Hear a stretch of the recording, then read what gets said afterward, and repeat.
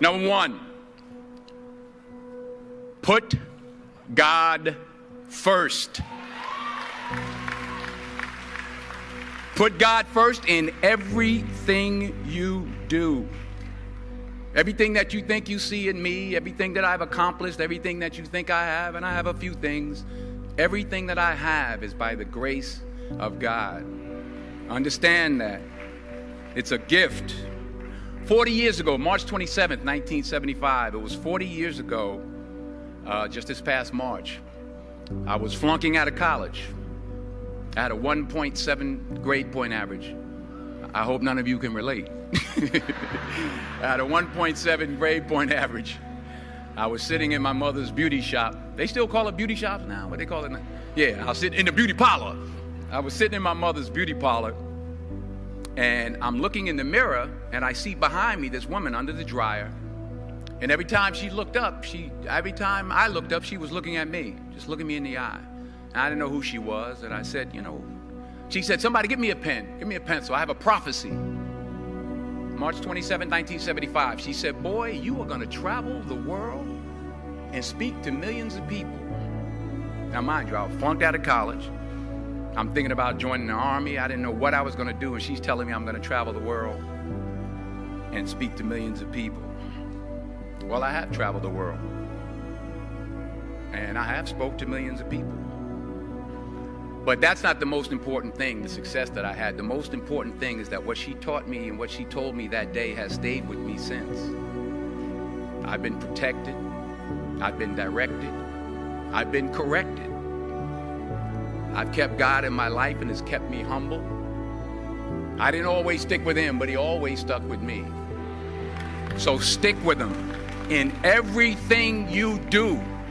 If you think you want to do what you think I've done, then do what I've done and stick with God. Number two, fail big. That's right. Fail big. Today's the beginning of the rest of your life, and it can be very frightening. It's a new world out there. It's a mean world out there, and you only live once. So do what you feel passionate about. Take chances professionally. Don't be afraid to fail. There's an old IQ test, was 9 dots, and you had to draw 5 lines with a pencil within these 9 dots without lifting the pencil. The only way to do it was to go outside the box. So don't be afraid to go outside the box. Don't be afraid to think outside the box. Don't be afraid to fail big, to dream big. But remember, dreams without goals are just dreams, and they ultimately fuel disappointment. So have dreams, but have goals. Life goals, yearly goals, monthly goals, daily goals. I try to give myself a goal every day. Sometimes it's just to not curse somebody out. Simple goals, but have goals. And understand that to achieve these goals, you must apply discipline and consistency. In order to achieve your goals, you must apply discipline, which you have already done, and consistency every day, not just on Tuesday and miss a few days. You have to work at it every day. You have to plan every day. You've heard the saying, we don't plan to fail, we fail to plan. Hard work works. Working really hard is what successful people do. And in this text, tweet, twerk world that you've grown up in, remember, just because you're doing a lot more doesn't mean you're getting a lot more done. Remember that. Just because you're doing a lot more doesn't mean you're getting a lot more done. Don't confuse movement with progress. My mother told me, she said, yeah, because you can run in place all the time and never get anywhere. So continue to strive, continue to have goals, continue to progress. Number 3, you'll never see a U-Haul behind a hearse. I'll say it again. You'll never see a U-Haul behind a hearse. I don't care how much money you make, you can't take it with you. The Egyptians tried it. They got robbed. That's all they got. You can't take it with you. And it's not how much you have. It's what you do with what you have. We all have different talents. Some of you will be doctors, some lawyers, some scientists, some educators, some nurses, some teachers. Yeah, okay. Some preachers. The most selfish thing you can do in this world is help someone else. Why is it selfish? Because the gratification, the goodness that comes to you, the good feeling that I get from helping others, nothing's better than that. Well, one or two things, but nothing's better than that. Not jewelry, not big house I have, not the cars, but it's the joy. That's where the joy is, in helping others. That's where the success is, in helping others. Finally, I pray that you put your slippers way under the bed tonight, so that when you wake up in the morning, you have to get on your knees to reach them. And while you're down there, say thank you for grace. Thank you for mercy. Thank you for understanding. Thank you for wisdom. Thank you for parents. Thank you for love. Thank you for kindness. Thank you for humility. Thank you for peace. Thank you for prosperity. Say thank you in advance for what's already yours. It's how I live my life. That's why I am, one of the reasons why I am today. Say thank you in advance for what is already yours. True desire in the heart for anything good is God's proof to you, sent beforehand to indicate that it's yours already. I'll say it again. True desire in the heart, that itch that you have, whatever it is you want to do, that thing that you want to do to help others and to grow and to make money, that desire, that itch, that's God's proof to you, sent beforehand already to indicate that it's yours. And anything you want good, you can have. So claim it. Work hard to get it. When you get it, reach back. Pull someone else up. Each one, teach one. Don't just aspire to make a living. Aspire to make a difference. Every failed experiment is one step closer to success. You've got to take risks, and I'm sure you've probably heard that before, but I want to talk to you about why that's so important. I got 3 reasons, and you can pick up your iPhones. First, you will fail at some point in your life. Accept it. You will lose. You will embarrass yourself. You will suck at something. There's no doubt about it. And I know that's probably not a traditional message for a graduation ceremony, but hey, I'm telling you, embrace it, because it's inevitable. And I should know.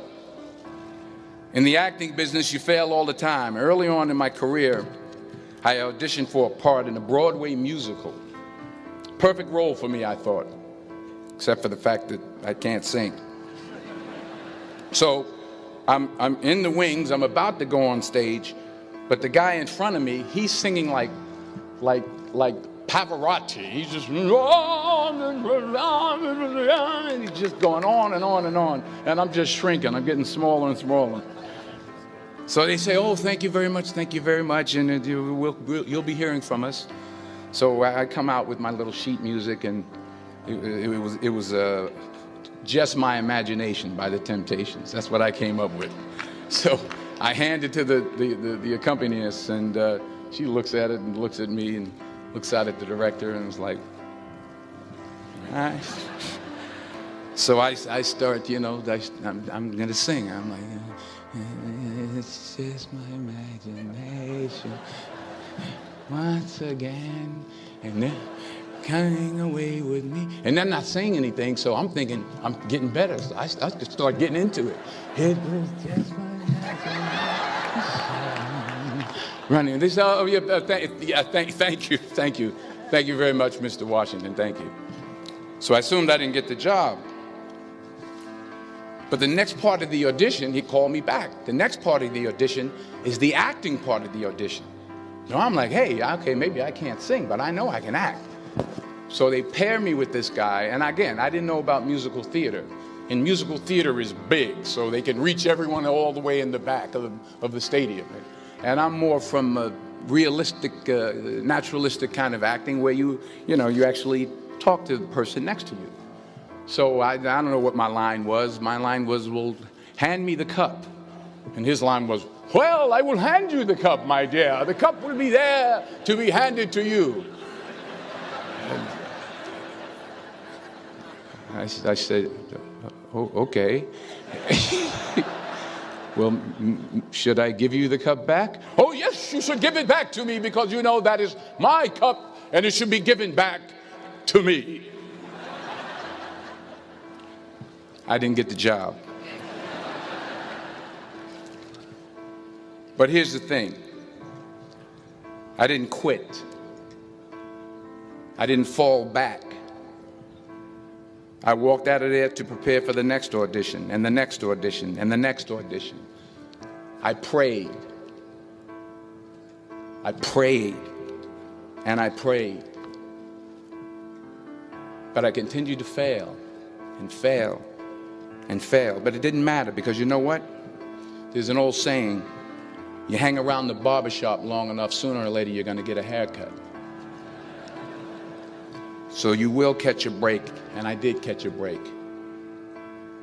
Last year, I did a play called Fences on Broadway.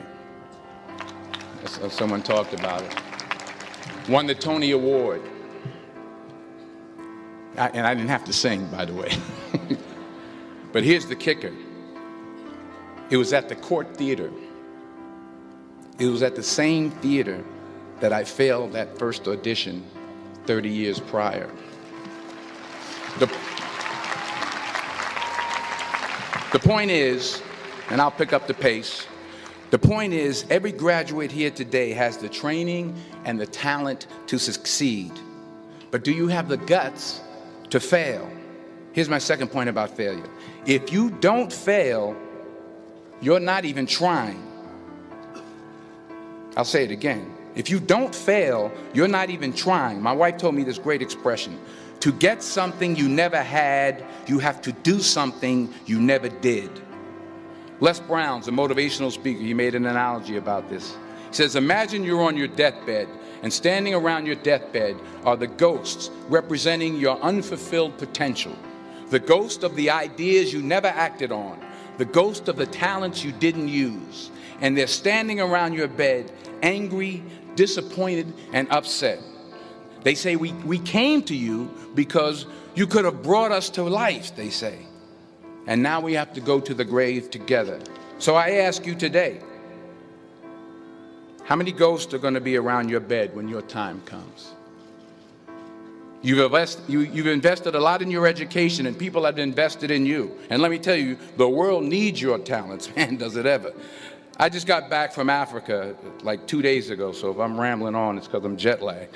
I just got back from South Africa. It's a beautiful country, but there are places there with terrible poverty that need help.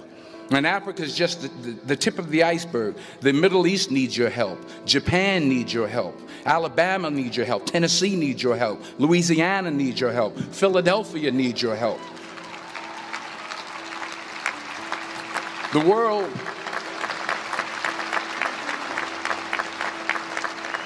world needs a lot, and we need it from you.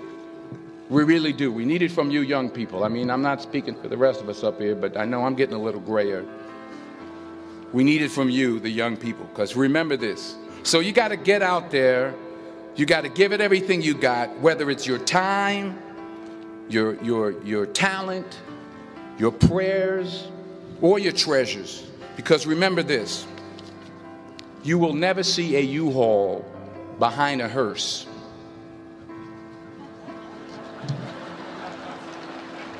I'll say it again. You will never see a U-Haul behind a hearse. You can't take it with you. The Egyptians tried it, and all they got was robbed. So the question is, what are you going to do with what you have? I'm not talking about how much you have. Some of you are business majors, some of you are theologians, nurses, sociologists. Some of you have money, some of you have patience, some of you have kindness, some of you have love, some of you have the gift of long suffering. Whatever it is, whatever your gift is, what are you going to do with what you have? All right, now here's my last point about failure. Sometimes it's the best way to figure out where you're going. Your life will never be a straight path. I began at Fordham University as a pre-med student. I took a course called cardiac morphogenesis. I still can't say it. Cardiac morphogenesis. I couldn't read it. I couldn't say it. I sure couldn't pass it. So then I decided to go into pre-law, then journalism. And with no academic focus, my grades took off in their own direction. Yeah, down. I was a 1.8 GPA one semester, and the university very politely suggested that it might be better to take some time off. I was 20 years old. I was at my lowest point.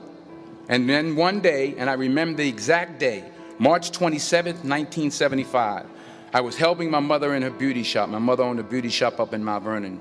And there was this older woman who was considered one of the elders in the town. And I didn't know her personally, but I was looking in the mirror, and every time I looked at the mirror, I could see her behind me, and she was staring at me.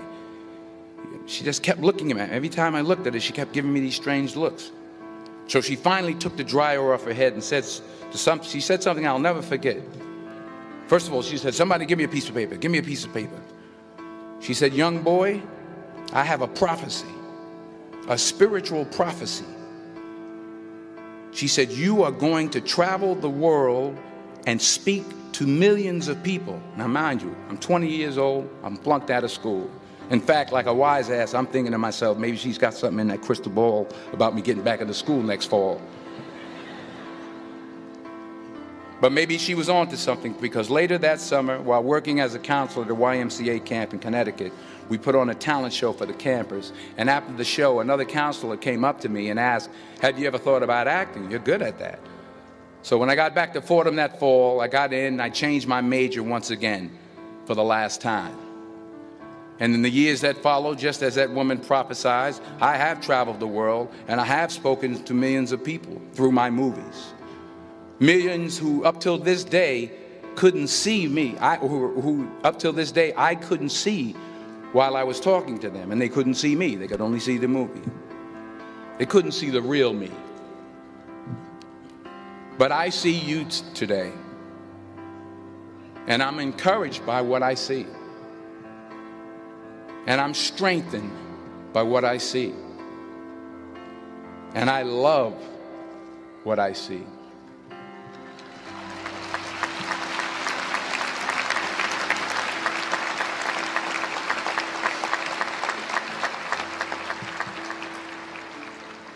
One more page, and I'll shut up. Let me conclude with this one final point, and actually the president kind of brought it up. It has to do with the movie Philadelphia. She stole my material. Many years ago, I did this movie called Philadelphia. We filmed some of the scenes right here on campus. Philadelphia came out in 1993. Most of you were probably still in diapers. Some of the professors, too. But that cracked me up. But it was a good movie. Rent it on, Netflix. It's a good movie. Rent it. I get 23 cents every time you rent it, please. Rent it. True. Parents up there, rent it. Netflix, please. Tell your friends too. It's about a man played by Tom Hanks who's fired from his law firm because he has AIDS. He wants to sue the firm, but no one's willing to represent him until a homophobic ambulance chaser lawyer, played by yours truly, takes on the case. In a way, if you watch the movie, you'll see everything I'm talking about today. You'll see what I mean about taking risk or being willing to fail. Because taking risk is not just about going for a job. It's also about knowing what you know and what you don't know. It's about being open to people and to ideas. In the course of the film, the character I play begins to take small steps, small risks. He very, very, very slowly begins to overcome his fears. And I feel ultimately his heart becomes flooded with love. And I can't think of a better message as we send you off today. To not only take risks, but to be open to life, to accept new views, and to be open to new opinions, to be willing to speak at a commencement at one of the best universities in the country, even though you're scared stiff. While it may be frightening, it will also be rewarding.